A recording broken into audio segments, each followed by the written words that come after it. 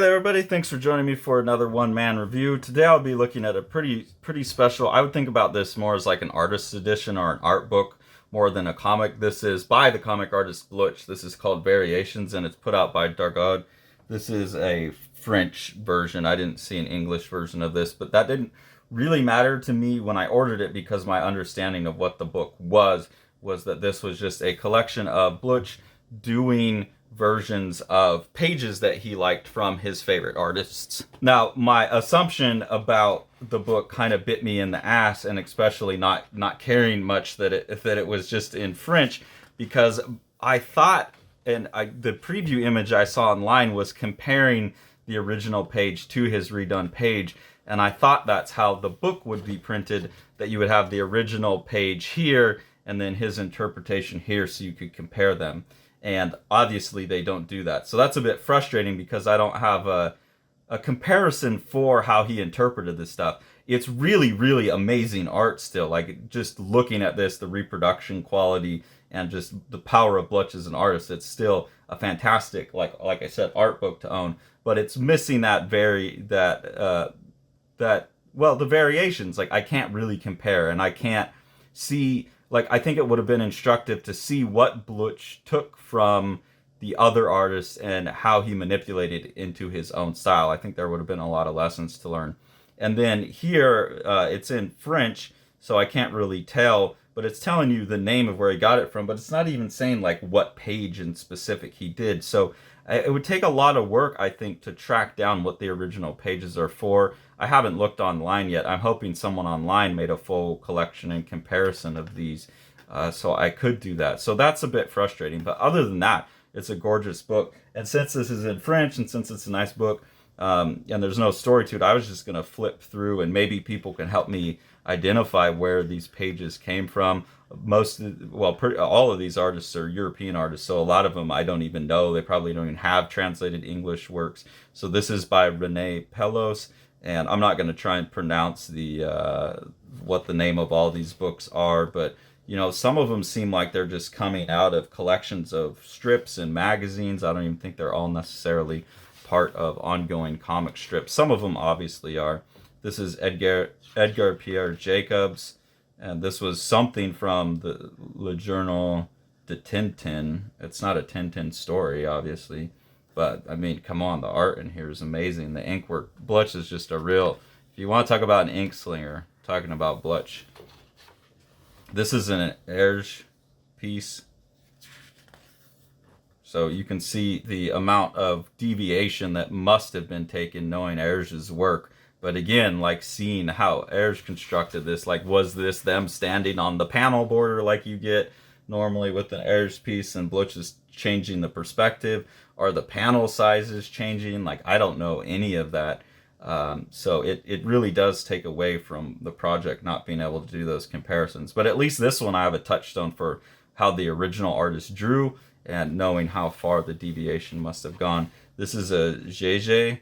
And here you see that the styles sync up a little bit better. This is, like, in my idea of GG, this is quite a bit closer in terms of the ink work and the rendering of the figure and the types of compositions you would get. So that would be another thing to see, is like, okay, which artist is he most similar to, in the sense that, like, he's not deviating much because it allows him to do his thing anyways, and which artist is he dissimilar from, and that could give you a sense of, like, okay, where do you take a super clean line artist like Hergé and translate it into this very expressive brush style, and what elements are kept? That could be very instructive as well. This is a Georges Pichard, Le Cirque de Femme. He really likes these kind of nubile women. There's a lot of that in there, but just gorgeous figure work and gorgeous movement throughout. And I know Sean, one of the reasons I started looking at Blutch is Sean was saying Craig Thompson was very influenced by him. I think I'd already got Peplum, but I hadn't got this yet.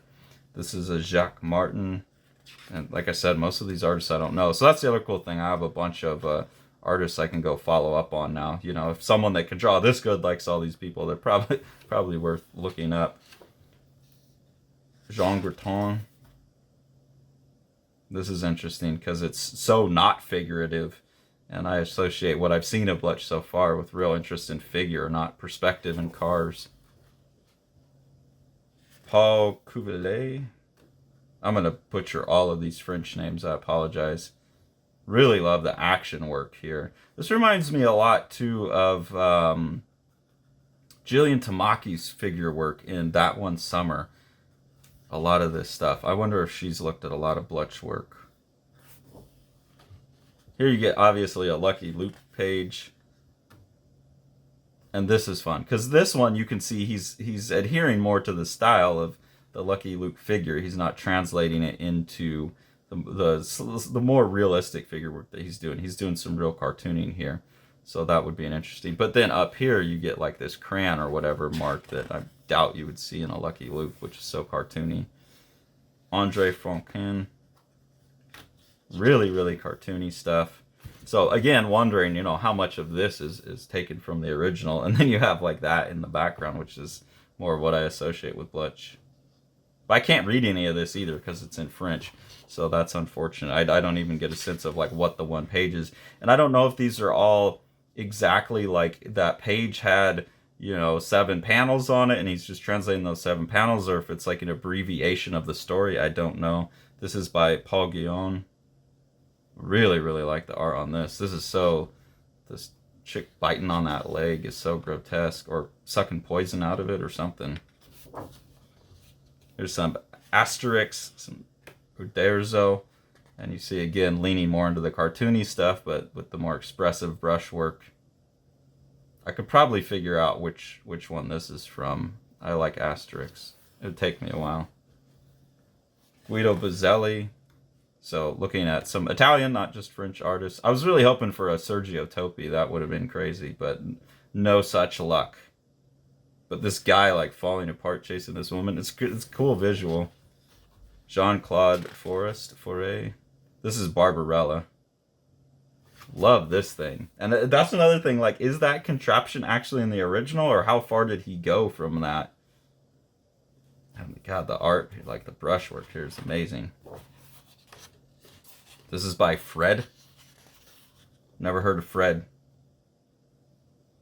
Looks more like a political cartoonist type of style. But here you get like just straight up cartooning.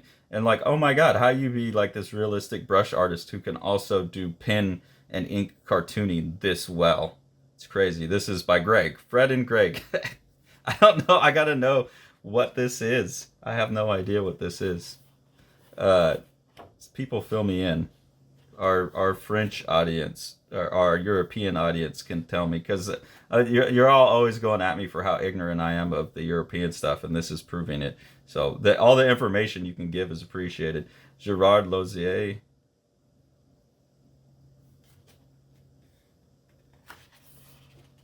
And then here, Guido Crepa. Valentina. This one I could probably go locate the page. I'm sure this is in the... it's got Dracula in it, so I could probably get that in the complete Crepa. I think I recognize this sequence here. I don't know. Actually, that's kind of the guy from Sin City, huh? Yeah, Frank Miller's ripping off Crepa pretty bad. But this you can see aligns more with Blutch's natural style. Like, this feels like his kind of figure rendering and stuff. He's closer to it. Actually, as much as I love Guido Crepa, I think what I really like about Crepa is his panel layout and the way he draws women, but he kind of sucks at men. So having someone who can actually really, really draw and be a real ink slinger is a nice thing to see. It's almost like, oh my God, go back and ink everything Crepa did.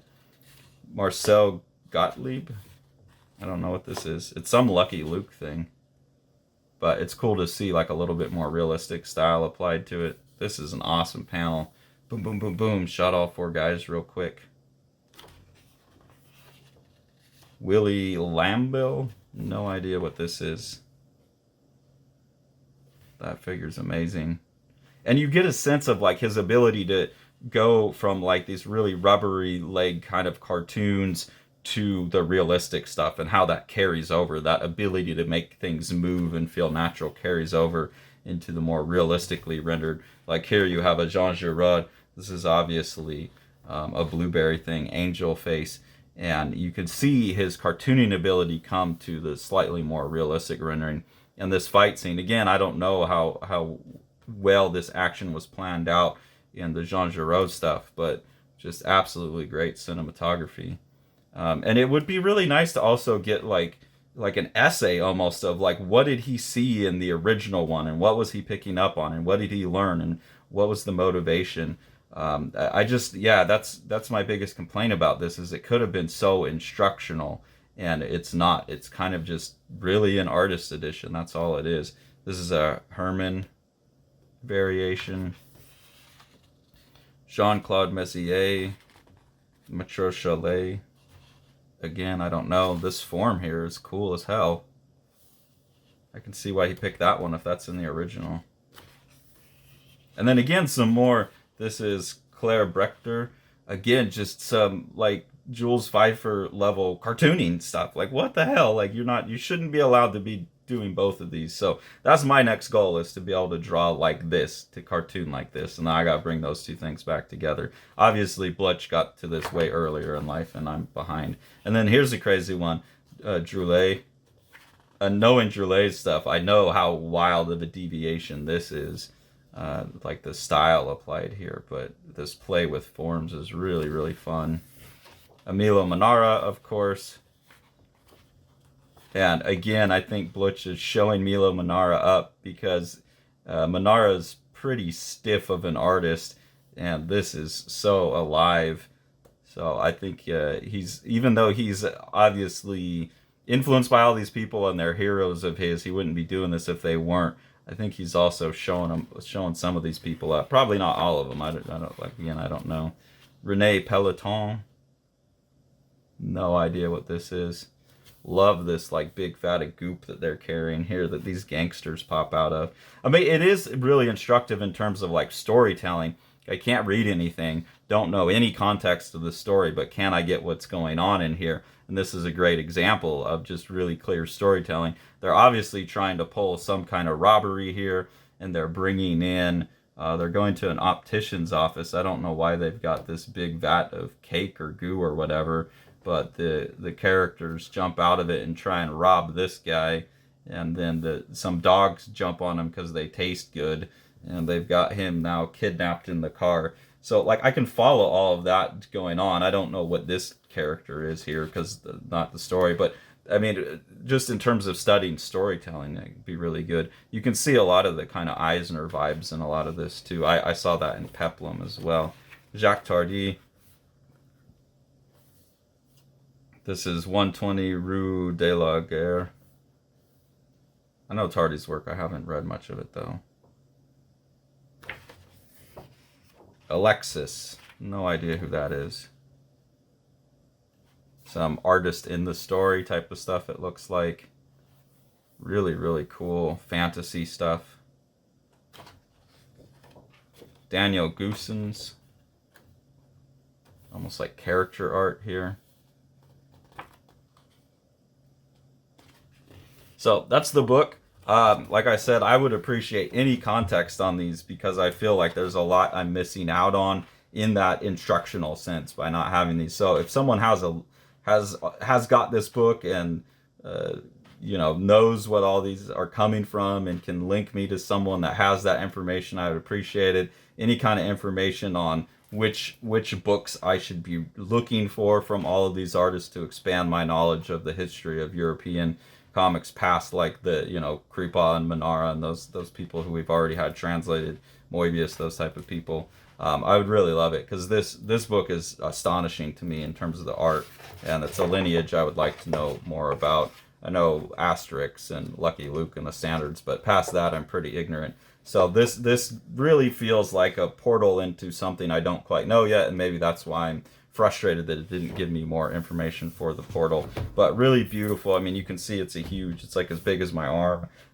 my forearm at least. Really well produced. This looks like a oil pastel painting of the other guy in Asterix. I'm gonna blank on his name, Obelix, and like nice cloth bound, really nice hardcover book. It's 30 euros. I think I just got it on Amazon from like Amazon EU or Amazon UK or something like that. So you should be able to get yourself a version of it. And I highly recommend it just for the art. But maybe if someone can tell us if there's an online resource where we could pick up more of the educational aspect of this, that would be awesome.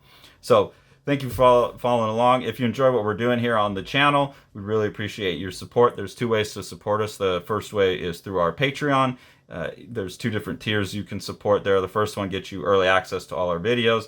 The second one comes with a lot of exclusive content, exclusive previews of the books that Sean and I are working on, and then the exclusive AI webcomic interactive experience where you can vote on Pranay Day, and it's like a Groundhog Day story, and you can vote on what the character tries to do the next iteration of the story to get out of the loop. We've been having a lot of fun with that. So that second tier gets you access to that. Any of the money that we make from that just goes to help us buy the books that we review, so we just try and put that back into the community and into other creators' pockets. Then if you want to support us, support Living the Line, the best thing to do is to buy the books that Sean has coming out through Living the Line Publishing. So we'll go ahead and take a look at one of those now. The Eisner-nominated The Strange Death of Alex Raymond by Dave Sim and myself. This is a gorgeously illustrated and designed book. Dave doing most of the illustration. Amazing compositions throughout.